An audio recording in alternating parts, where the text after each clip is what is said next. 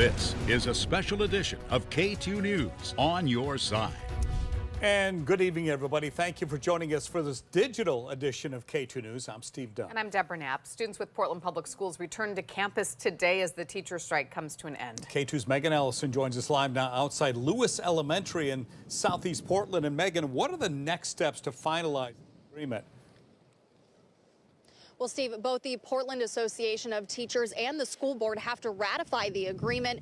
The PAT says their members will vote tomorrow and the board will weigh in later that evening. In the meantime, parents here tell us they're relieved to see students back at school. Excitement was in the air as students returned to campus Monday morning. Now administrators say the next challenge is settling into a routine again. It will take a little bit, but you know what? Teachers are ready to do it. Kids are ready to be back in school, and it will happen. Students missed 11 days, which they will make up throughout the school year. That includes losing a week of winter break. Luckily, we didn't have any trips planned already, so I'm really thankful that they decided to do it that way instead of go into the summer a couple weeks, so I'd rather have it that way. The new contract will cost about $175 million over the next 3 years. The PPS board chair says moving forward, cuts will likely include administrative staff, supportive services, and consulting services. Is there a plan in place to deal with declining enrollment in the wake of this? That's a great question. And I think that's a question that every school district across the country is dealing with, is how do we address enrollment losses. And I think there's different ways that we're looking at trying to address it, getting folks into the preschool piece. Now, the board chair tells us because of makeup days, teachers can expect that to be front-loaded on an upcoming paycheck, so there will not be a drop in income from the strike period. We're live in Southeast Portland. Megan Allison, KATU News. Megan, thank you. Here's the makeup schedule for the 11 days that students missed. 5 will be made up over winter break. The 6th will be made up in January on what was previously a teacher planning day. The 7th will be on President's Day. The 8th will be on April 8th, previously a professional development day. The final 3 will be added on to the end of the school year. That means the last day is now June 14th instead of June 11th.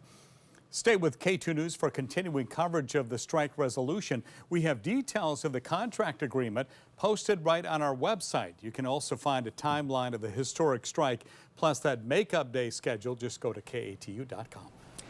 The Washington woman accused of firing a gun outside of a restroom at the Portland International Airport was back in court today. Marie Patterson was arraigned this afternoon.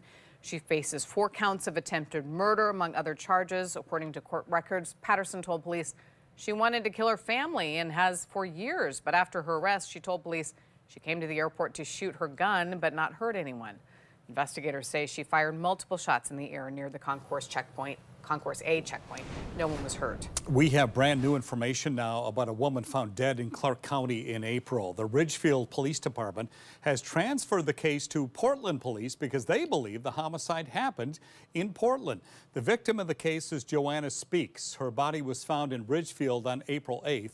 For months, Speaks' family has said that they believe her death is connected to 4 other homicides in Oregon involving women. The Multnomah County DA's office did confirm those 4 women's deaths are connected to a person of interest.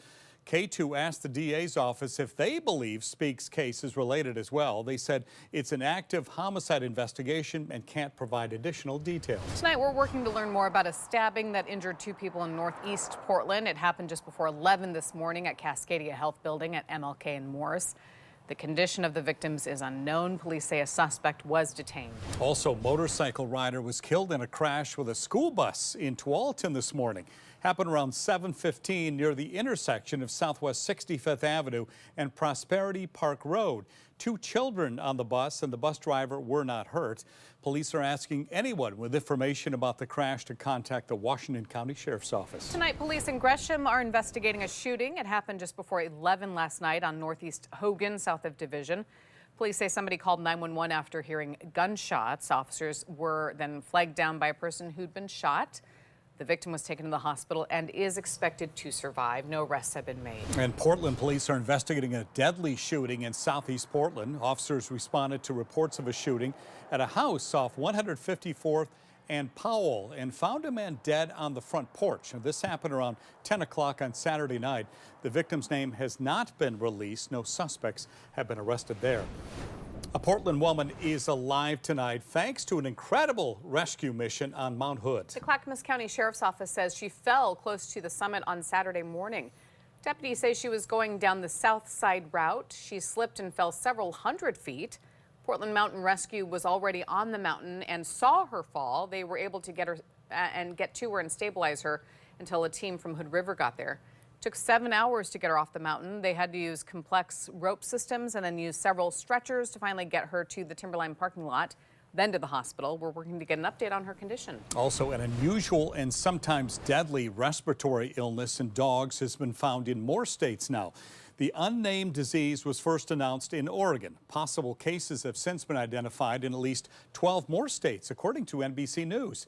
The illness can be fairly mild, but can develop into pneumonia. Pet owners should be wary of coughing, sneezing, nasal or eye discharge, and lethargy. There's no test yet for the illness, meaning it may be more prevalent than currently known. Well, this Wednesday, there's a community meeting to discuss the possible expansion of the Multnomah Village, Safe Rest Village in southwest Portland. The site has 30 units, which is smaller than the other Safe Rest sites. Some neighbors are pushing back on the idea.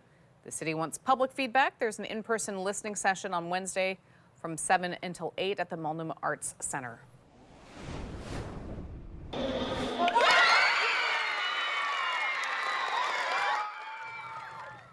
Well, you couldn't hear the announcement, but that was the reaction today at Finley Elementary in Beaverton as one of the fifth graders was named Oregon's next kid governor.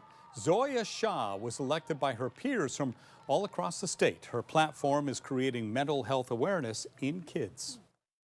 Because I suffer from anxiety, and I feel like everyone should be able to find out what helps for them. Why should they feel like they should feel better? They didn't cause this. Zoya is Oregon's 7th kid governor. The 6 other students who were finalists will become cabinet members. The following segment is sponsored by PAR. Well, the Pac-12 championship game is Friday right here on KATU. This will be a rematch, of course, the Oregon-Washington game, and there's major playoff implications on the line here. UW is still undefeated, and Oregon's only loss is to the Huskies. KATU will bring you coverage of that game and all the fanfare attached to it. Be sure to tune in Friday starting at 4 o'clock. And already people are saying, what's going to happen here? The Ducks going to win this one. It's on neutral playing field. So very exciting. What do you think, Deb? You want to know what I think? Like I have some kind of insight on this one? I mean, go Ducks. Don't look at me. There you go. Yeah, I know, Dave. How you feeling today?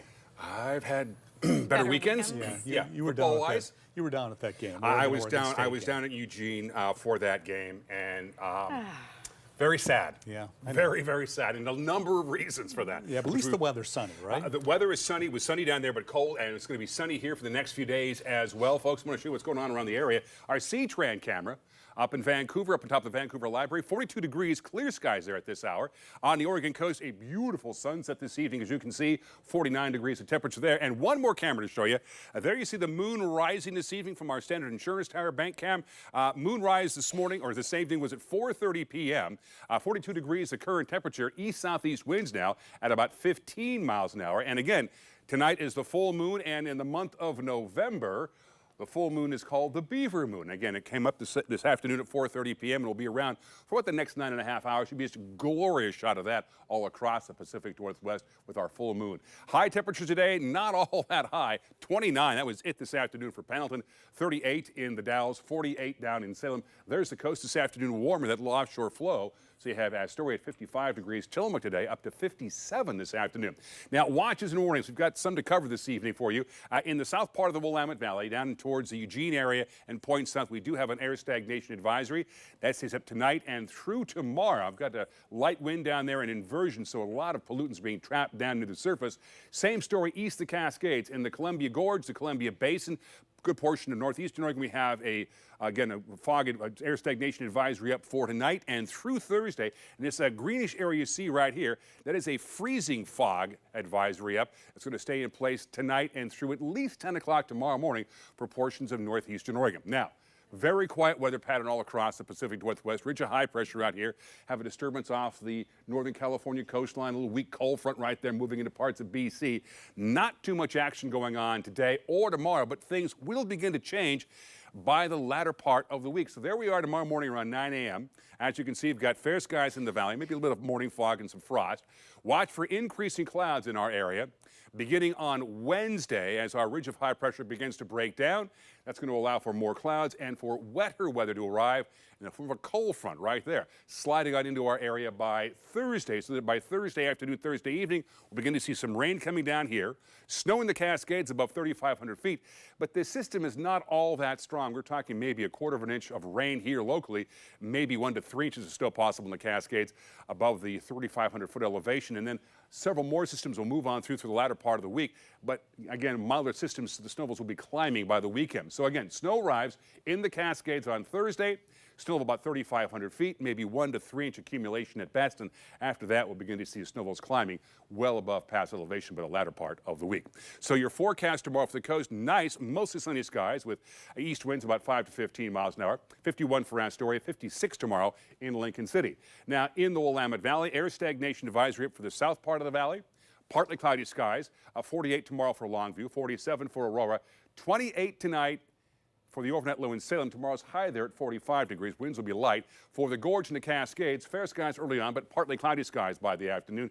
Still seeing some very breezy conditions tomorrow in the Gorge. 37 for your high for the Dalles. Warmer up at Government Camp at 4,000 feet. 42 degrees the high there. Central and eastern Oregon, sunny skies. Areas of some morning fog and some freezing fog. 20 and 35 the low and the high in Pendleton, 22 and 47 the low and the high in Bend. On our 7-day forecast, again, dry skies out there through right now until Thursday afternoon, and then cloudy skies and wetter weather arrive by Thursday afternoon, Thursday evening with some snow in the Cascades and on and off rain and rain showers from Thursday all the way through the weekend and the first part of next week. There you guys go. Okay, Dave, thank you. If you are getting over jet lag this evening, you're far from alone. Yesterday was the busiest day ever at airports in the U.S. TSA reporting screening more than 2.8 million people. And Flight Radar 24 says the record day was incredibly smooth despite a snowstorm prompting winter weather alerts from Texas to New York. It says less than 0.5% of scheduled flights were canceled. Only one of those at PDX. Clackamas Fire kicks off their Operation Santa Claus this week. It's been a tradition for 49 years. There will be 5 community parades. The first is Wednesday in Clackamas. You can see the rest of the schedule on your screen. Each one starts at 6. And new this year, there's an online Santa tracker, so people will know when the parade is getting close to them. Donations will not be collected during the parades. Instead, there will be 5 drop-off events. You can find more information about those events along with more on Operation Santa Claus on our website at KATU.com. Online Santa tracker. Santa's getting high tech these days, I'm telling you. Of course, he has to be. That's it for this digital edition of K2 News at 5. We'll be back on the air right after Monday Night Football.